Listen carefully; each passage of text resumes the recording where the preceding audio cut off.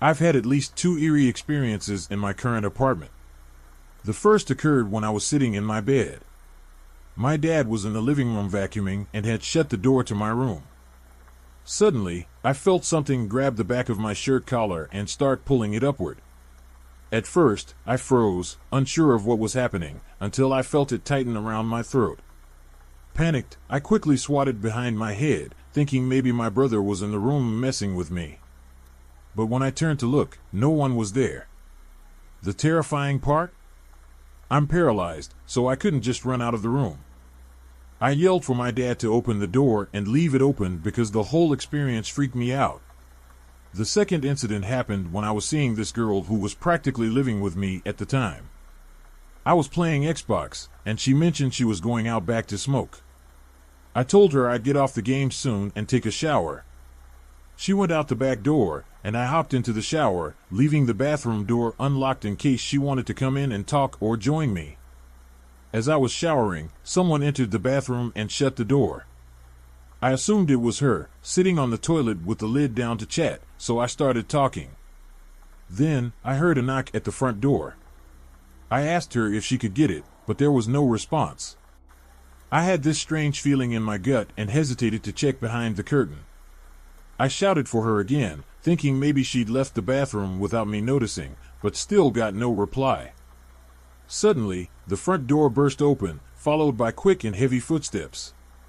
The bathroom door flung open, and there she was, hysterical, crying, and utterly terrified.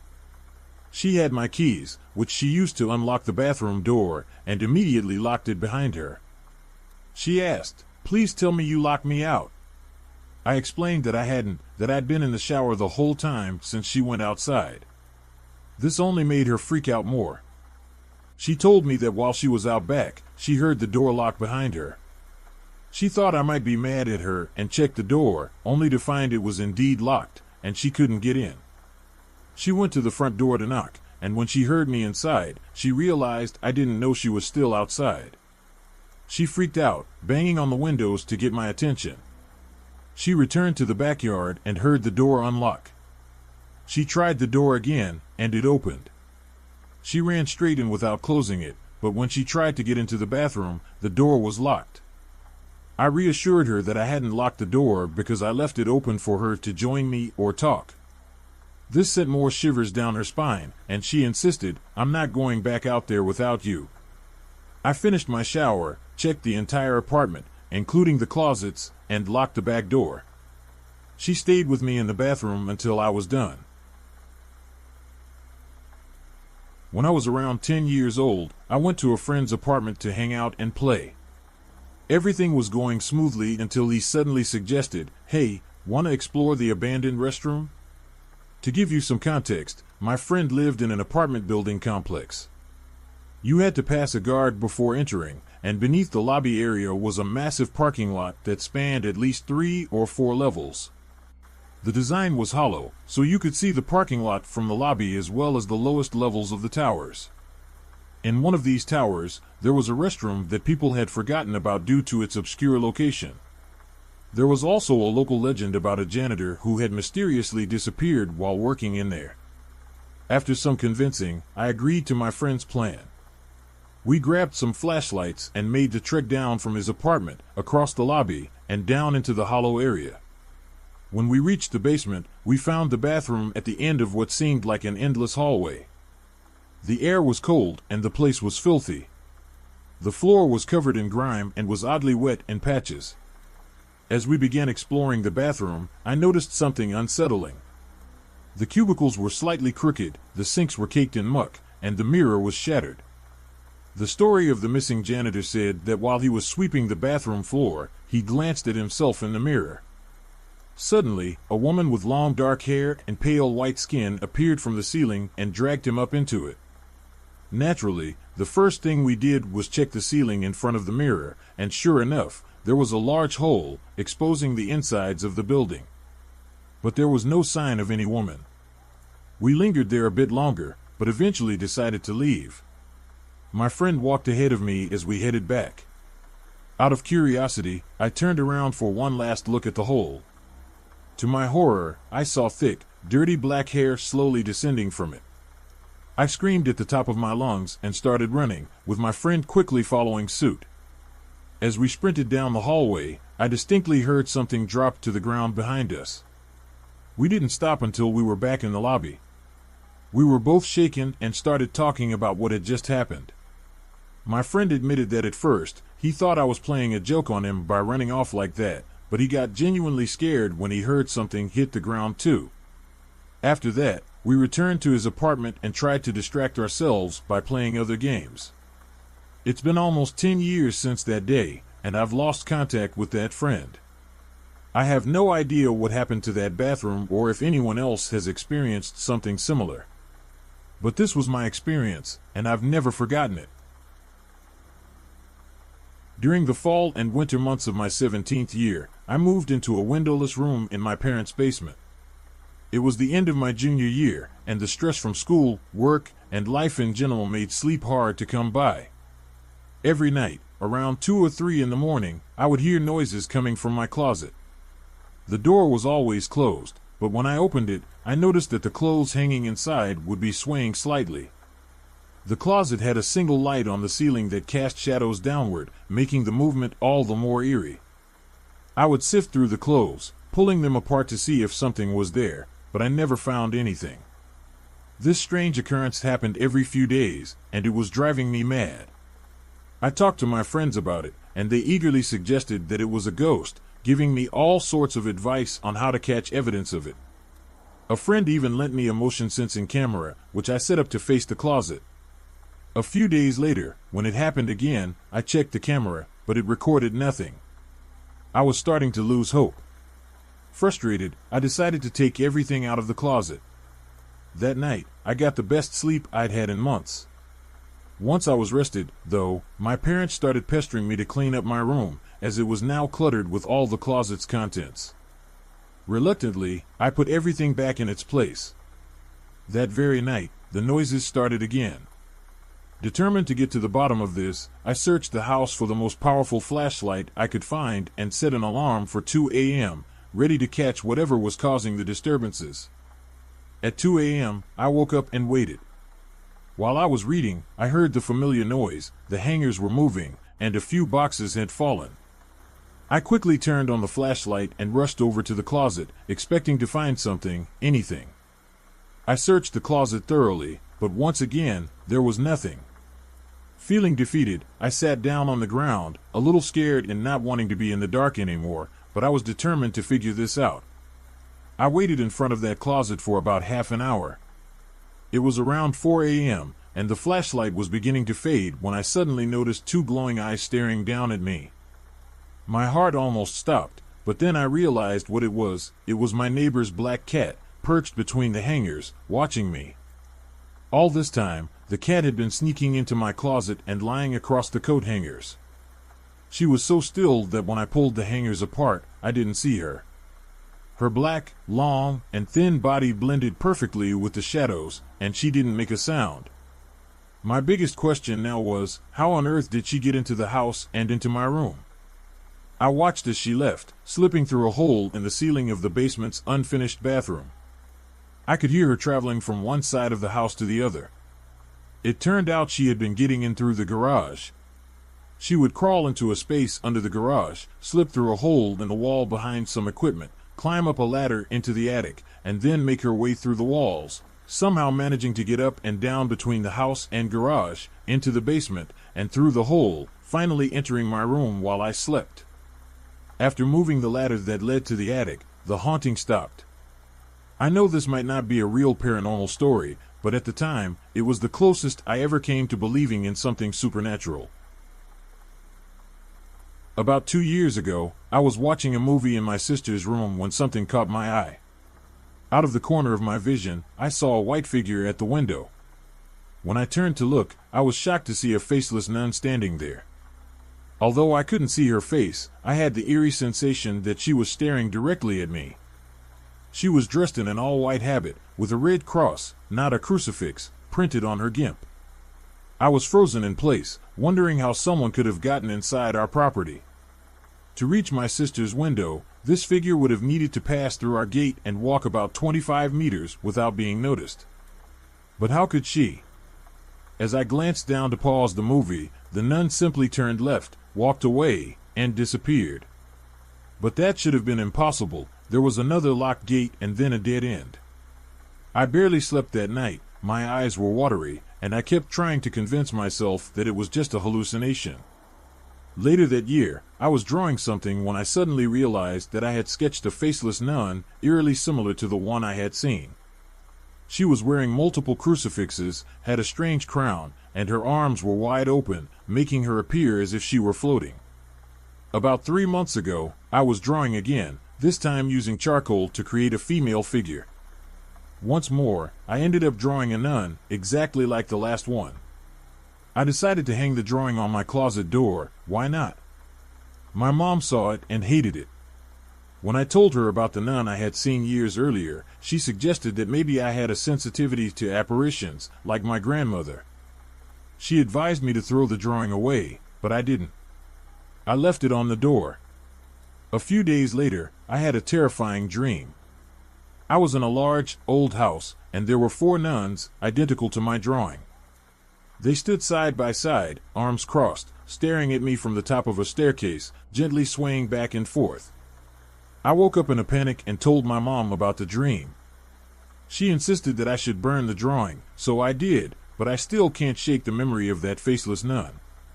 Every now and then, I find myself thinking about her, unable to forget. When I was a kid, I used to stay at my grandma's house a lot.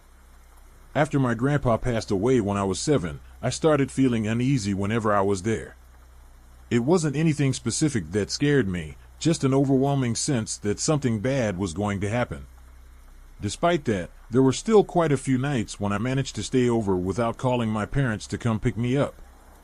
I also had a habit of waking up in the middle of the night. Every night at home, I would get up, check to see if my parents would let me sleep in their room, and if they wouldn't, I'd stand at the top of the stairs, staring into the darkness, waiting for something to move or someone to start walking up the steps. I was a pretty anxious child. One night, about a year after my grandpa died, I woke up at my grandma's house. I was in a twin bed against one wall, with my brother sleeping in another bed next to me. On the opposite wall was a small collection of dolls and crafts. The 2 most prominent dolls were Raggedy Ann and Raggedy Andy, and naturally, they freaked me out. As I got up to go ask my grandma if she would come with me to the bathroom, I turned around and noticed something that still haunts me to this day. Raggedy Ann was waving at me, her head tilted to the side. I noped out of there as fast as I could and ran straight into my grandma's bedroom, leaving my brother to fend for himself. Even though my grandma was a sweet and compassionate lady, she refused to get up and check, being a very logical person. I spent the rest of that night under the covers in her bed. I'm 22 now, and it's been 14 years since that happened. I still think about it every time I go upstairs at my grandma's house. That doll has never moved again, but even though my family insists it was just a dream, I can't shake the memory. I was an anxious child, but I know what I saw. If anyone's interested, I can post a picture of the doll later today. When I was around 12 years old, my friend invited me to stay over for his birthday. He lived near an orchard field in Yakima, Washington. My older brother, who was 14 at the time, came with me, along with a few other friends. We spent the evening doing the usual birthday stuff, watching a movie, eating cake, and by the time it got pretty late, we were all looking for something else to do. My friend's dog had run away a few days earlier, so I suggested we go out and try to find him. We had a good-sized group, and we liked running around and exploring, so it sounded like a fun adventure. We grabbed some flashlights and binoculars and headed out into the orchard near the forest. We left the road and followed some beaten trails deeper into the orchard, toward a creek and a set of hills on the other side. At first, we were just walking and talking, but then something caught my eye. It was a figure, standing at the top of one of the hills. I thought I was seeing things, so I pulled out the binoculars to get a better look.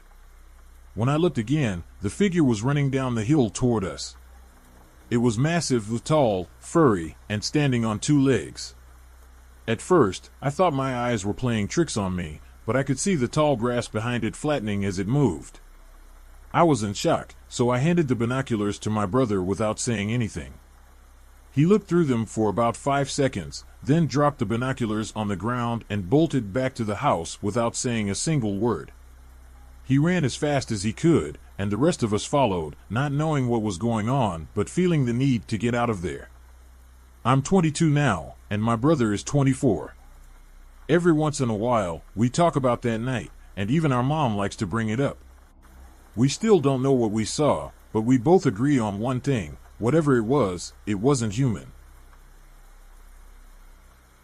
This is probably going to get buried, but I have 2 stories to share.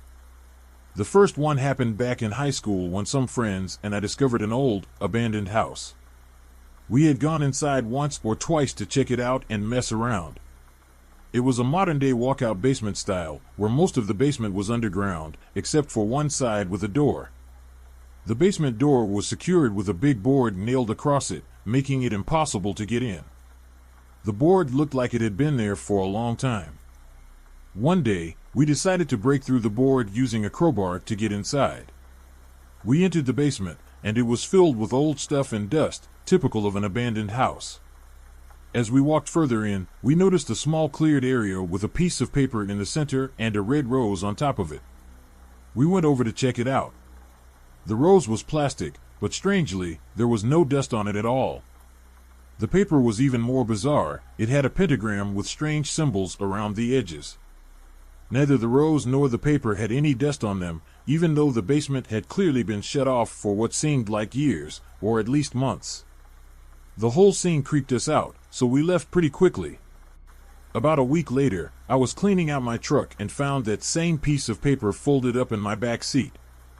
I asked my friends who had brought it back, but they all swore they didn't.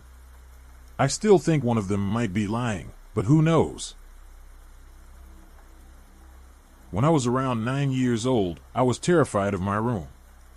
It was an empty blue room with hardwood floors. Looking back, I don't have any particular bad memories about the room, but I do recall always feeling uneasy whenever I was in there. I lived in that room until I was 10, and I never felt completely comfortable, although there were some obvious reasons for that. There was a small cabinet that led to the pipes under the bathtub, and sometimes bugs would crawl through and scuttle over my radio. To avoid the bugs crawling on me as I walked to my bed, I would run and jump straight onto the second bunk. What really scared me was something that happened shortly before I moved out of that room. I was sitting on the top bunk, reading a book with my flashlight. After a while, I started to feel tired. I always slept with my door open, but until that point, I hadn't made a habit of looking into the hallway. I heard someone walking up the stairs and thought it might be my sister coming home. The footsteps got closer, and then I heard a voice in the hallway say, "Hello?" I don't remember what I was thinking at that moment, but I do remember staring as a dark figure came to my door. It stood there for a moment before slowly walking toward my bed. This is where my memory becomes vivid. I started crying harder than I ever had. I tried to hit the figure with my flashlight, but it didn't move. It was just darkness. No matter how much my flashlight illuminated the area around it, the figure itself remained as dark as before. Suddenly, I heard a door slam, and my parents came rushing out of their room. The figure was gone. To this day, I'll argue that it was just a bad dream, no matter how real it felt. When I was home from college during the summer, I worked as a morning cleaner at the local movie theater with a couple of friends. The theater was fairly new, built in the early 90s, with 3 large screening rooms, 4 mid-sized ones, and 3 small ones. My job was to clean all the screening rooms during a shift that ran from 4 a.m. to 10 a.m. It took me about 20 minutes to get to work from where I lived. The theater was in a relatively remote area that used to be a mix of wetlands and farmland, with some land owned by a local nature center. For the first couple of weeks, nothing out of the ordinary happened. Typically, there would only be 2 or 3 of us working each shift, and we spent a lot of time alone, cleaning and listening to our iPods. Occasionally, we'd meet up with the day shift in the morning to update them on any maintenance issues we encountered. One day, my manager asked if we had noticed the front doors being unlocked when we arrived. When I said no, he told me that customers, primarily women, were complaining about a tall, lanky man in a suit who followed them from theater to theater, and sometimes even into the bathroom. Several women had come to the front desk, terrified, describing a 7-foot-tall man in a black suit, complete with a bowler hat, who walked slowly after them. The police were called a few times, but they never found anything. The teenagers who worked the day shift referred to him as the tall man. While he mainly targeted women, occasionally, a male coworker would catch a glimpse of him sneaking into a theater. When they tried to confront him, he would always disappear. The theater had 12 screening rooms in total, but Theater 5 was the worst. Nobody wanted to clean it. Even my boss seemed apprehensive about it, and I didn't understand why. Theater 5 was unique because it was located behind the bathrooms in the lobby, so to get to the seating area, you had to walk down a long, isolated hallway. At 4 a.m., with only a few other people in the building, Theater 5 felt especially secluded. People who cleaned there complained of nosebleeds, constant headaches, and the feeling of being watched. My first supernatural experience happened there. It was a normal morning. I had just finished sweeping the lobby and was cleaning up Theater 5. My routine was to throw away leftover cups and popcorn before vacuuming and sweeping.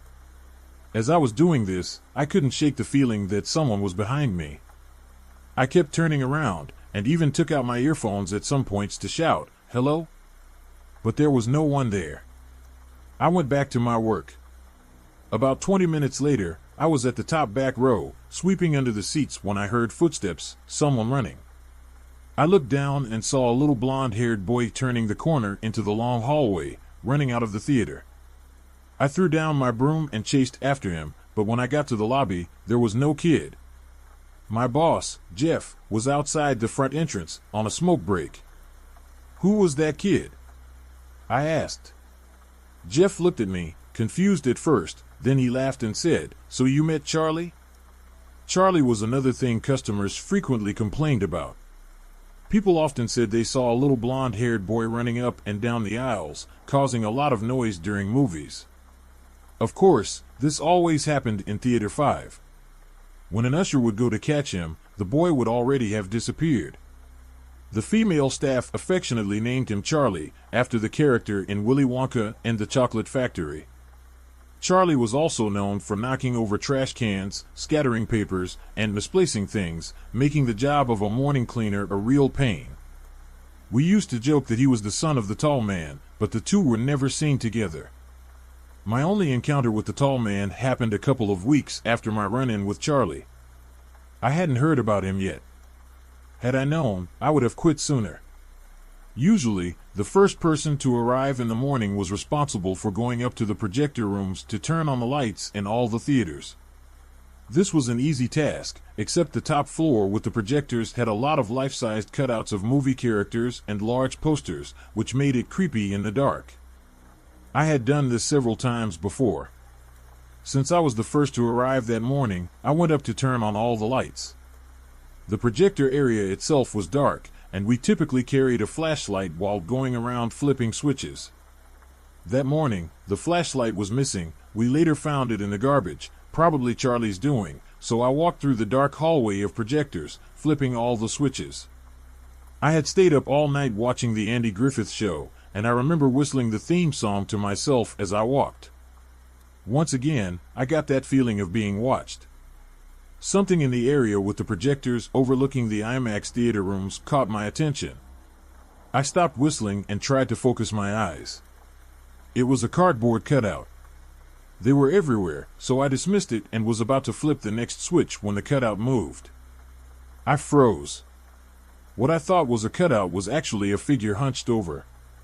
It started whistling the Andy Griffith Show theme, imitating me, only much more slowly.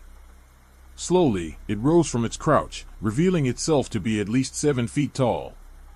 It was a man.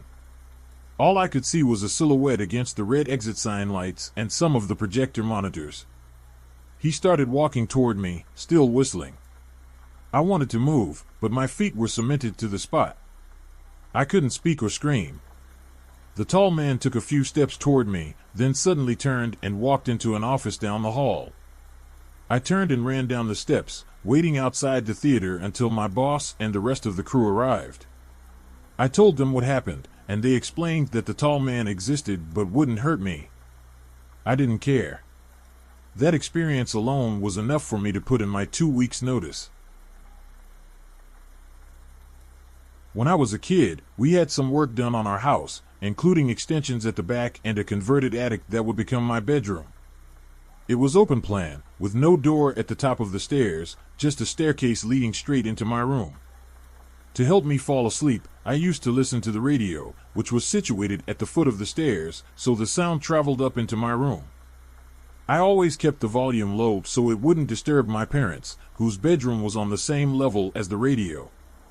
Sometimes I'd change the channel, depending on what I wanted to listen to, and on this particular night, I set it to a classical music station.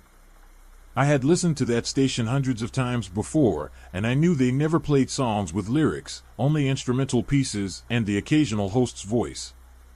That night, I woke up to a loud, strange noise. It took me a few seconds to realize that the sound was coming from downstairs. It was a distorted voice, singing. The noise filled the entire house, blaring at full volume. Panicking, I ran downstairs and turned off the radio as quickly as I could.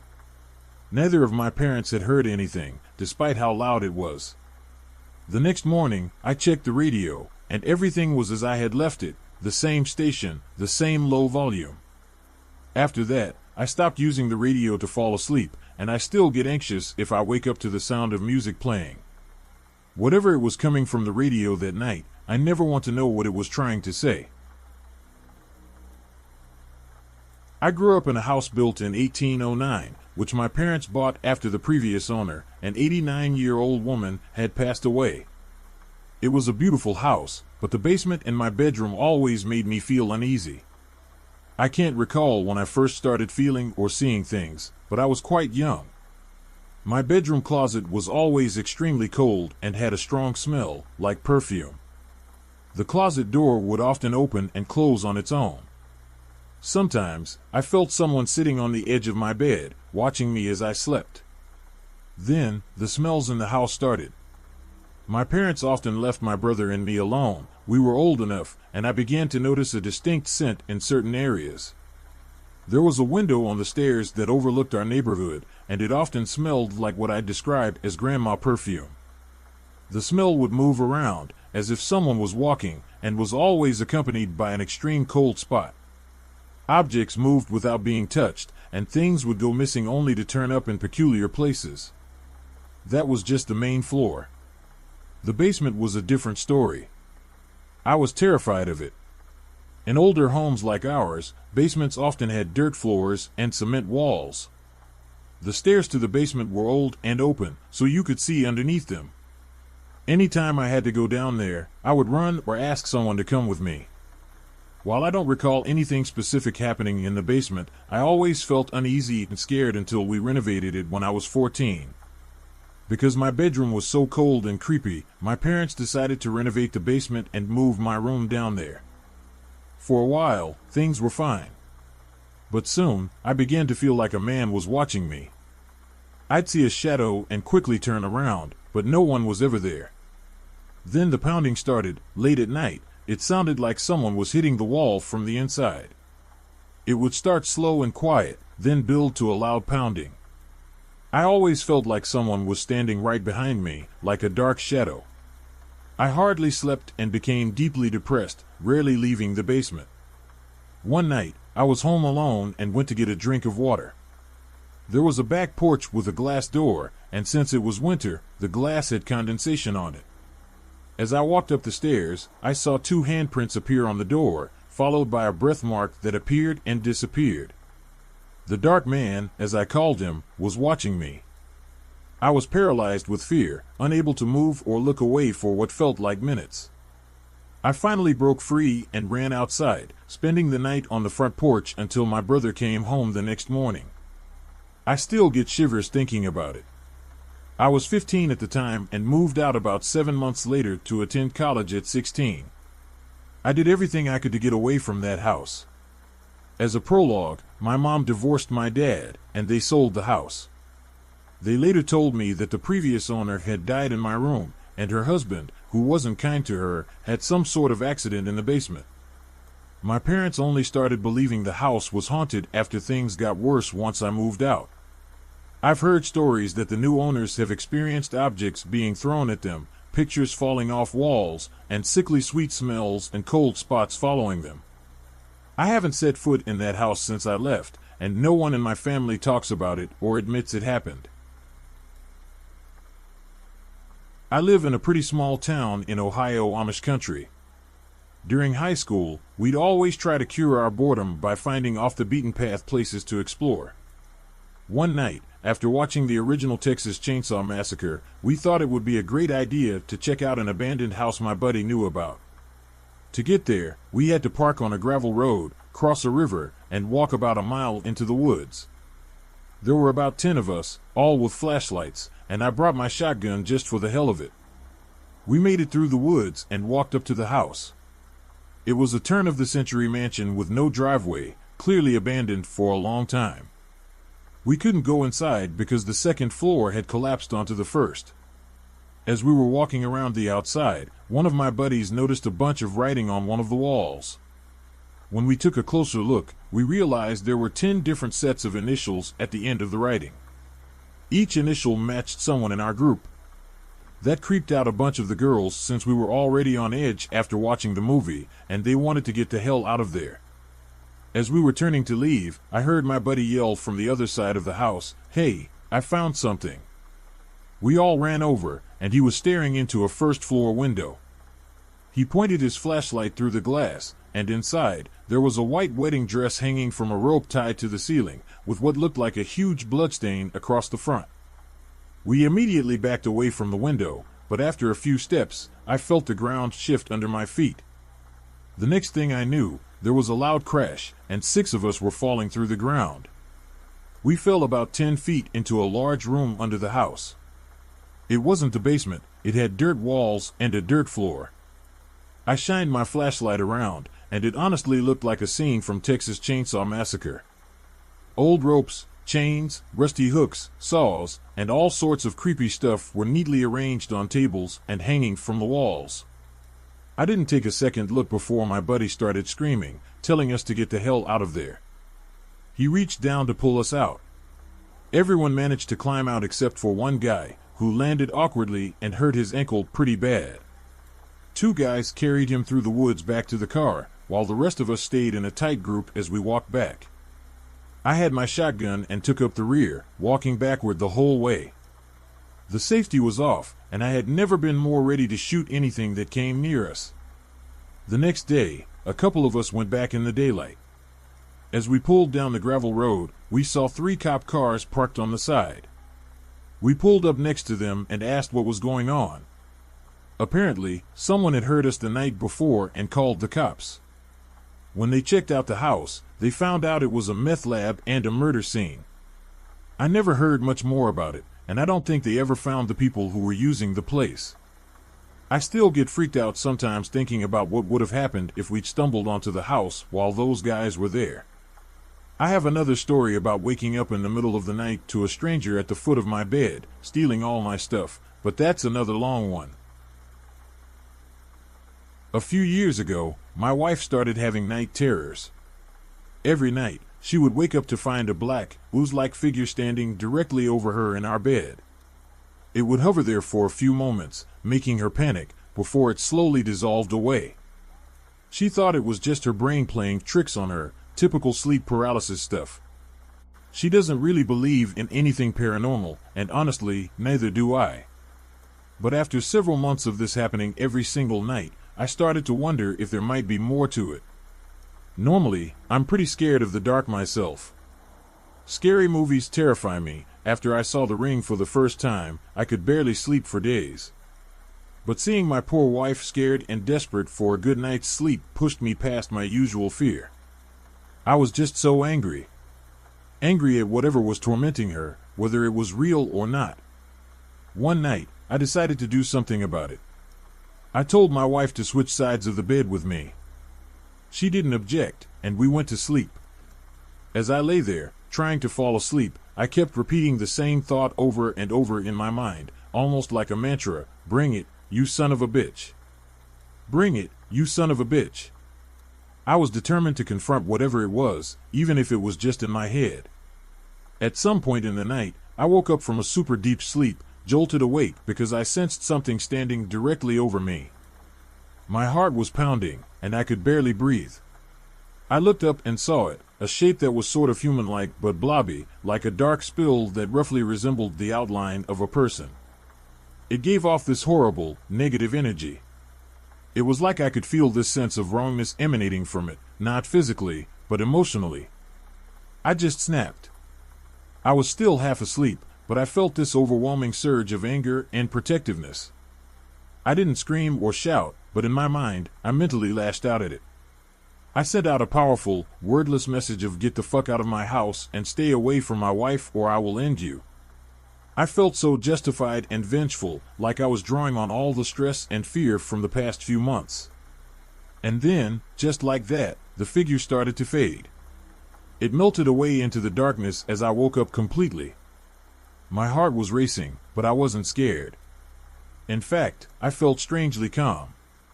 I lay there for a moment, listening to the silence, before I drifted back to sleep. That was the last night my wife ever had a night terror. It's been about 2 years now, and she hasn't seen the black figures since. It's one of the weirdest experiences I've ever had. I know it's nothing conclusive, but it makes me raise an eyebrow whenever I think about it. Did I actually drive away some kind of dark presence, or was it all just a bizarre coincidence? I guess I'll never really know, but I'm glad whatever it was, it's gone. This experience I'm about to share scared the shit out of me. It happened almost 8 years ago when I was 20, and sometimes I still wonder just what the hell was going on. My best friend and I were in a bind and needed a place to move into fast. We found this basement apartment close to downtown.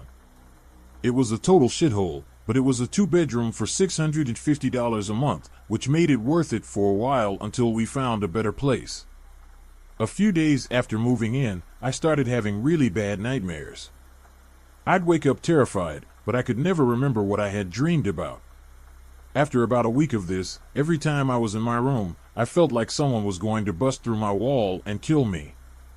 It didn't help that the landlord had a storage space on the other side of my bedroom wall that he could access whenever he wanted.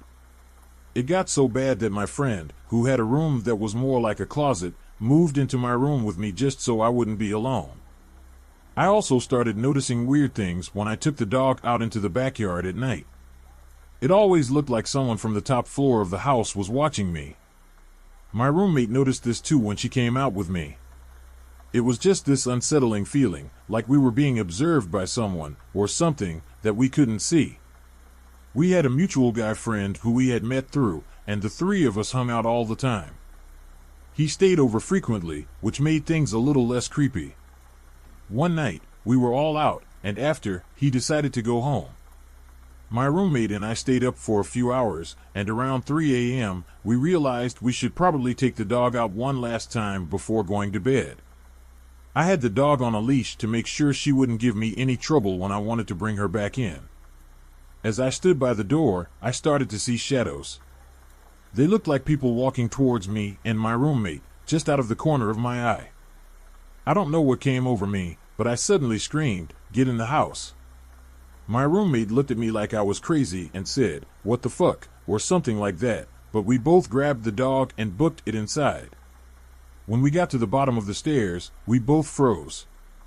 There, peering into the shitty little windows we had, were 2 red eyes. They just stared at us, glowing in the darkness. I lost it. I screamed my face off, yelling for our friend who had gone home earlier.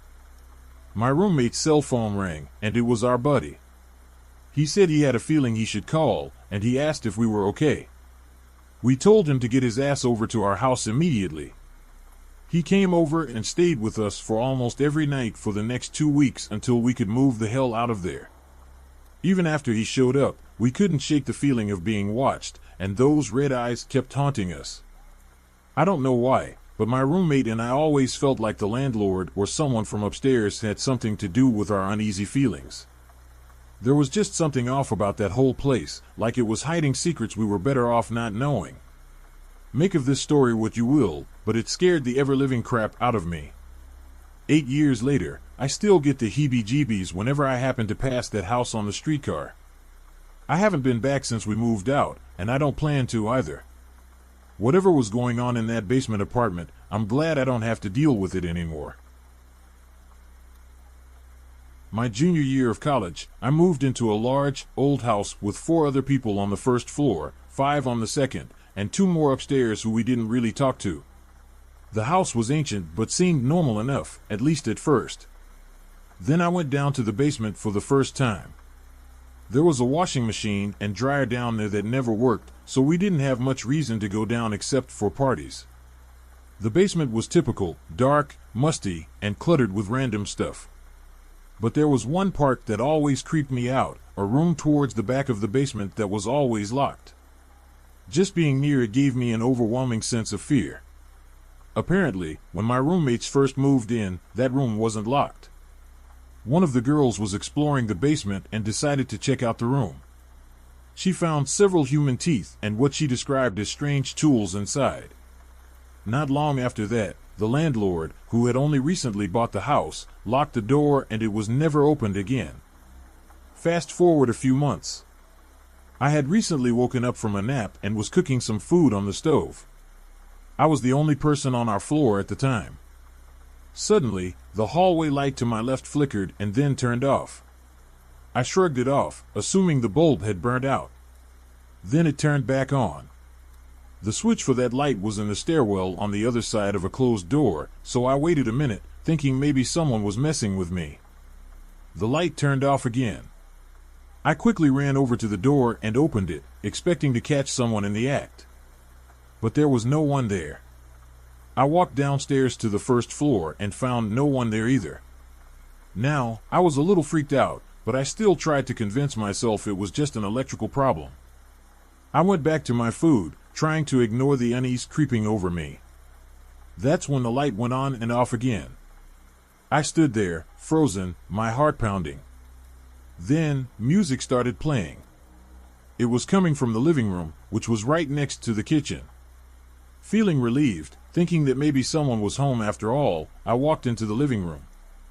There, on a ledge near the window, was a closed laptop connected to some speakers, and the television was tuned to one of those static channels, like in the horror movies.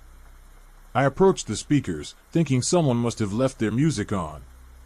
But the laptop wasn't even on.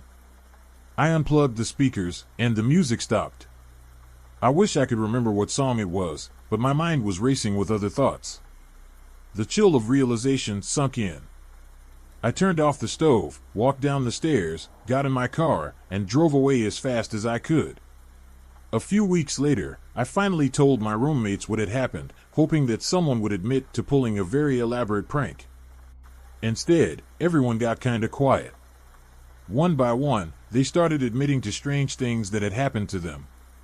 One of the girls said she would often wake up in the middle of the night to hear noises coming from her closet.